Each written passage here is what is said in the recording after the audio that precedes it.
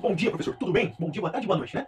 Falaremos aqui sobre análise aprofundada das classificações de redes de computadores. Sendo redes de computadores, dois ou mais dispositivos que se conectam, compartilham informações entre si, né? Para isso, há as classificações, que seria mediante uma abrangência, o alcance que essa rede pode chegar, né? Sendo assim, tendo uma extensão geográfica específica de cada rede. Uma delas sendo a rede LAN, Local Area Network.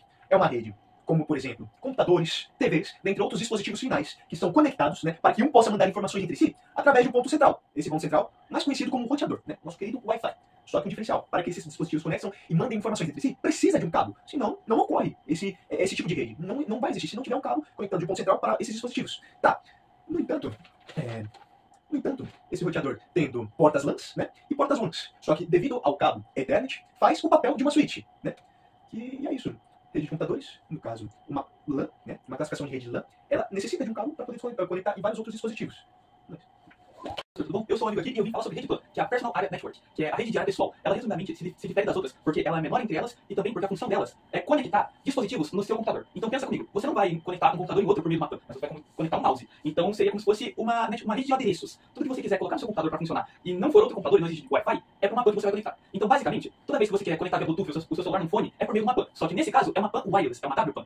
E a diferença delas é bem simples. Uma tem uso de cabo e outra não. E esse é o principal diferencial da PAN. Então, agora a gente vai falar de outra rede, que é...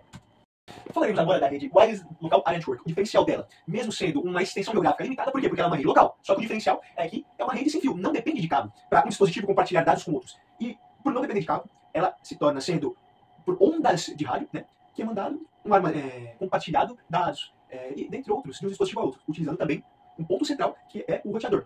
É isso. O próximo, passar por... E também temos a SAN, que é uma Storage Area Network, que é uma rede de uso pessoal ou empresarial para armazenamento, que se difere basicamente por ser uma rede que você tem acesso para guardar informações. Então pensa comigo, o WhatsApp precisa de toda uma área para guardar backups pessoais. Então todas as conversas estão guardadas numa SAN e criptografadas para caso alguém acesse essa SAN não conseguir ter acesso às conversas. Então basicamente é uma rede que precisa de muita velocidade de transferência e de muito armazenamento, sem contar que ela é muito cara e precisa de pessoas que entendem muito para montar e fazer a manutenção, porque é uma rede muito complexa, mas é uma rede extremamente necessária, por causa que todo mundo precisa guardar alguma coisa. O YouTube tem que guardar milhares, milhões de vídeos, até mesmo bilhões, e para isso eles usam uma SAN. O WhatsApp guarda milhões de conversas, e para isso eles também usam uma SAN. Então qualquer coisa que você queira armazenar na internet vai ser com essa brincadeirinha aqui.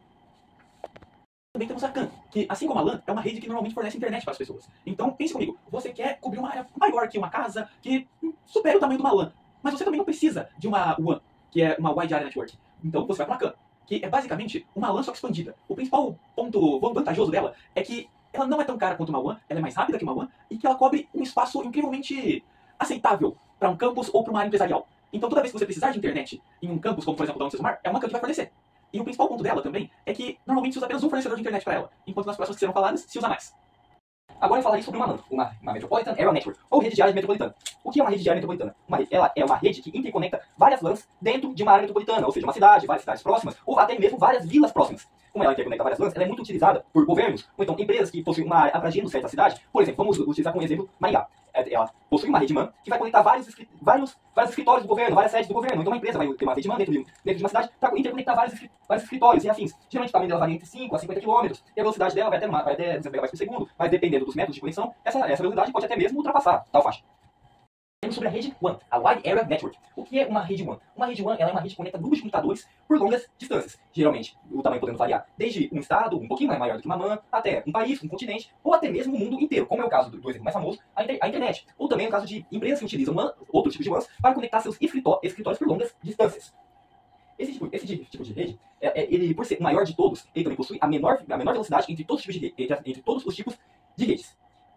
E por causa disso, geralmente empresas ou até mesmo usuários que querem uma melhor conexão utilizam de certos meios para aprimorar essa conexão, sendo essas linhas alugadas, os VPNs e os TCPs. As linhas alugadas, elas se referem a linhas fornecidas por certas empresas, na qual, por serem privadas, as empresas as utilizam porque o tráfego delas é menor. E por o tráfego ser menor, a informação chega mais rápido. Como tem menos informação sendo lançada, a informação chega mais rápido. Também temos os túneis IP, que é uma tecnologia que utiliza o encapsulamento de um IP dentro de outro IP, assim simulando uma conexão física a longas distâncias.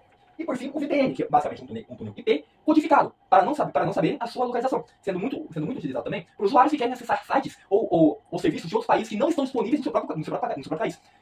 Um exemplo, acessar um filme nos Estados Unidos, que não está disponível na Netflix dos Estados Unidos, que não está disponível na Netflix do Brasil. E, geralmente ela utiliza vários roteadores e switches. Isso a tipologia mais comum é a tipologia Mesh. E pronto, acabamos. Muito obrigado pela atenção. Uma boa tarde, um bom dia, uma boa noite.